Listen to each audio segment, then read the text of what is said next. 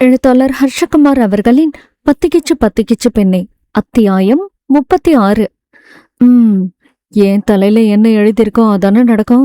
நான் இந்த கல்யாணத்துக்கு ஒத்துக்கிட்டது எங்க அப்பாக்காக மட்டும்தான். எங்க அப்பா உடம்பு முடியாம அங்க நின்று கேட்கவும் என்னால மறுக்க முடியலடா. எனக்காக எவ்வளவோ கஷ்டப்பட்டிருக்காரு. அவர் கேட்டு நான் இதை கூட செய்யலனா எப்படி? என உச்சு கொட்டியவள்.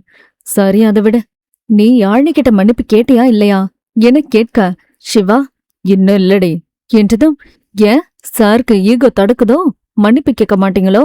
அடப்போடி லூசு, அவ என் காலை எடுக்கவே மாட்றான். நாளைக்கு காலேஜ் போய் தான் பார்த்து பேச போறான். ஓ சரி சரி, ஆனா பொறுமையா பேசுடா. அவ பதிலுக்கு ஏதோ ஒன்னு திட்டினா ஏத்துக்கோ என்ன என உண்மையான அக்கறையில் சொல்ல, சரி நான் பாத்துக்கிறேன் என்றான். நாளைக்கு ஈவினிங் ரிசப்ஷன், நீ என் கூட இருப்பல்ல என ஏக்கத்துடன் கேட்க, கண்டிப்பாடி, நான் உன் கூட எப்பவுமே இருப்பேன். எதுவா இருந்தாலும் பாத்துக்கலாம். இப்ப மனச போட்டு குழப்பிக்காம தூங்கு, சரியா என கேட்க, சரி என காலை கட் செய்துவிட்டு படுக்க செல்லும் முன் அங்கிருந்த லட்டு ஜாங்கிரியை கோவத்தில் கபலீகரம் செய்துவிட்டு தான் தூங்க சென்றாள். விக்ரமன் மாடியில் சிகரெட் ஊதியபடி நின்றிருந்தான். விக்ரமனுக்கு நடந்தது எல்லாம் கனவு போல இருந்தது. ஆடலின் மேல் அவளின் ஒரு சில குணங்கள் பிடித்து போனதாலும் தனது மாமன் மகள் என்பதாலும் ஒரு ஈர்ப்பு இருந்தது என்னவோ உண்மைத்தான். ஆனால் இதெல்லாம் தவறு என்று அவன் உணராமல் இல்லை. அப்படி உணர்ந்த தருணத்தில் விக்ரமனை ஆடலின் கழுத்தில் தாலி கட்டும் நிலை வரும் என எதிர்பார்க்கவில்லை. தன்னால் ஆடலுக்கு எந்தவித கஷ்டமும், ஆடலின் படிப்புக்கு எவ்வித தடையும் இருக்கக்கூடாது என்பதால் மட்டுமே சில விதிமுறைகளை அவன் ஆடலிடம் கூறியிருந்தான். ஆனால் அதுவே அவன் வாழ்க்கைக்கு பெரிய பாதிப்பை ஏற்படுத்தப் போகிறது என்பதை அறியும் காலம் தூரம் இல்லை. தனது அறைக்கு உறங்க சென்றவன் அங்கு ஆடல் கால்களை குறுக்கி குழந்தை போல் உறங்குவதை பார்த்துவிட்டு கட்டிலின் ஓரமாக அவனும் படுத்து உறங்கினான். சிவாவிற்குத்தான் யாழினியின் ஞாபகம் கொன்றது. வாட்ஸ்அப் சென்று வாய்ஸ் மெசேஜ் போடலாம் என நினைத்தவன் அவளின் வாட்ஸ்அப்பை ஓபன் செய்து பார்க்க, அவள் சிவாவை பிளாக்கில் போட்டிருப்பது தெரிந்தது. சிவாவிற்கு அப்போதுதான் யாழினி தன்மேல் கோபமாக இருக்கிறாள் என்பதை உணர ஆரம்பித்தான். அவளால் தன்னை வெறுக்க முடியாது என்ற நினைப்பில் இருந்தவனுக்கு யாழினியின் இந்த கோபம் சிவாவை பெரிதும் வாட்டியது. தன்னை மன்னித்தால் மட்டும் போதும் என்ற எண்ணம் போய் அவள் தன் மீது வைத்திருந்த காதல் மீண்டும் வேண்டும் என அவன் மனது குழந்தை போல் அடம் பிடிக்க தொடங்கியது. யாழினி சிவாவை மீண்டும் ஏற்றுக்கொள்வாளா? காலம்தான் பதில் சொல்ல வேண்டும். ஒரு வழியாக நிலவோடு சேர்ந்து தனது கண்ணாமூச்சி ஆட்டத்தை முடித்த சூரியன் பூமிக்கு முகம் காட்ட துடித்துக் கொண்டு வெளியே வந்தான். விக்ரமன் எழுந்தவன் உடற்பயிற்சி செய்ய மாடிக்கு சென்று விட்டான். ஆடலுக்கு யசோதாவிடம் திட்டு வாங்காமல் அந்த நாளை விடியாது என்பதால் 9 மணி வரை உறங்கிக் கொண்டு இருக்க, விக்ரமன் காஃபி குடித்த பின் உள்ளே வந்து பார்க்கவும் ஆடல் கை காலை விரித்தபடி நன்றாக உறங்கிக் கொண்டிருந்தாள். எதுவும் சொல்லாமல் டவலை எடுத்துக்கொண்டு குளிக்க சென்று விட்டான். ஆடலின் நம்பருக்கு விடாமல் போன் வரவும் கண்ணை திறக்க முடியாமல் கையால் துழாவியபடி போனை எடுத்து காதில் வைத்து ஹலோ என்றதும் எதிர்முனையில் யசோதா வெடிக்க ஆரம்பித்து விட்டாள். ஆடல் எரும, நம்ம விடன்னு நினைச்சு தூங்குறியா? எழுந்துரு. எவ்வளவு நேரம் தூங்குவ? எழுந்திருக்கிறியா இல்ல உன் புருஷனை விட்டு தண்ணிய தூக்கி மூஞ்சில ஊத்த சொல்லட்டா என்ற கேள்வியில் தான் ஆடலுக்கு தூக்கமே கலைந்தது. புருஷனா என கண்களை உருட்டி விழித்து பார்க்கவும் தான் அவளுக்கு நேற்று நடந்தது அனைத்தும் ஞாபகம் வந்தது. ஐயோ என தலையில் தட்டி கொண்டவள், வைமா எழுந்துட்டேன் என அழுத்து கொண்டு போனை வைத்து விட்டு திரும்பி பார்க்க, அங்கு விக்ரமன் ட்ரெஸ்ஸிங் டேபிளின் முன் டவலுடன் நின்று தலைமுடியை கோதிக்கொள்ள அதை பார்த்தவள் சட்டென குப்பிர விழுந்து படுத்து கொண்டாள்.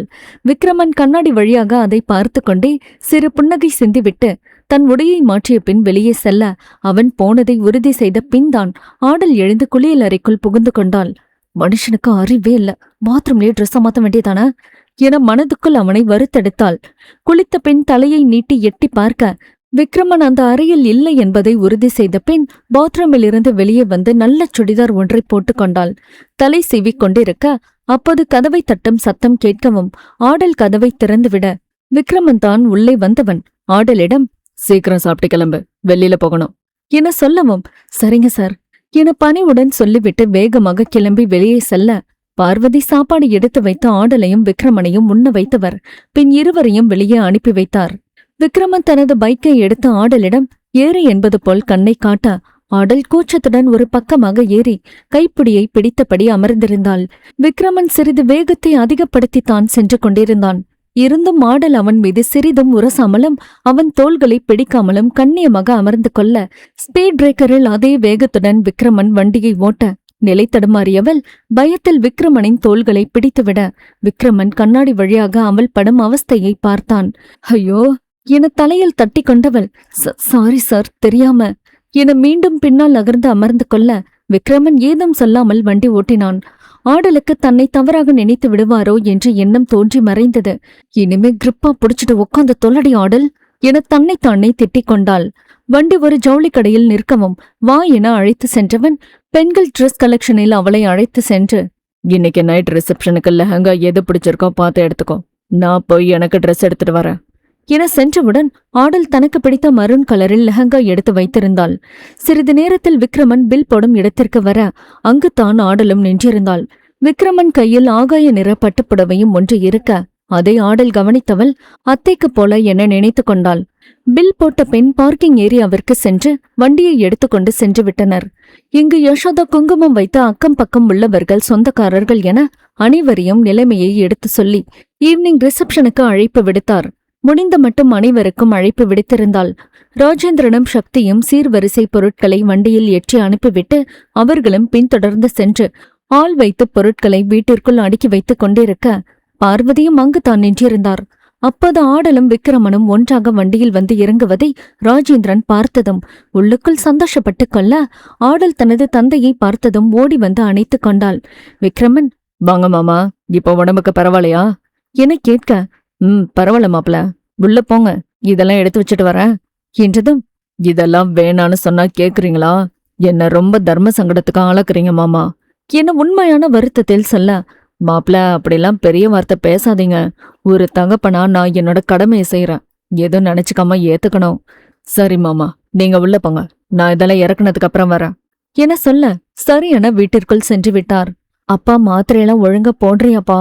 நான் இல்லாம எப்படிப்பா அங்க இருக்க என கேட்க ராஜேந்திரன் அவளின் தலையை தடவி விட்டவர், பொண்ணா பிறந்தாலே இன்னொரு வீட்டுக்கு போய் தாமா ஆகணும், அப்பாக்கு உன்னை பார்க்கணும்னு தோணுச்சுன்னா உடனே வரப்போறேன் என சொல்லிக் கொண்டிருக்க அதற்குள் பார்வதியும் காஃபியை எடுத்துக்கொண்டு தனது அண்ணனின் பக்கத்தில் அமர்ந்து கொண்டார். விக்ரமனும் உள்ளே வந்து எதிரில் உள்ள சேரில் அமர்ந்து கொண்டான். எங்கப்பா போயிட்டு வரீங்க என பார்வதி கேட்க, ரிசப்ஷனுக்கு தேவையான ட்ரெஸ் வாங்கிட்டு பியூட்டி பார்லருக்கு போய் மேக்கப்க்கு சொல்லிட்டு வந்தோம்மா என்றதும், சரிப்பா என்றாள். ஏமா ஆடல், சக்திட்ட கேட்டு உன்னோட ஸ்கூட்டியை கொண்டு வர சொன்னியாமே, அதையும் எடுத்துட்டு வந்திருக்கேன். ஏண்டா காலேஜ் அதுலயா பார்க்க போற? மாப்பிள்ளையும் அதே காலேஜ் தானே, சேர்ந்தே போலாம்ல என்றதும் விக்ரமனும் ஆடலும் ஒரு பார்வை பார்த்து கொண்டனர். ஆடல், அது பா, உனக்கே தெரியும்ல, நான் ரொம்ப லேட்டா தான் கிளம்புவேன், ஆனா ஸ்டாஃப்ஸ் எல்லாம் சீக்கிரம் காலேஜ் போகணும்பா, அதுதான் அங்க ரூல்ஸ், நான் எழவே லேட் ஆகும், இவங்க கூட போக முடியாது என்றதும் சரி என ஒப்புக்கொண்டார். தொடரும்.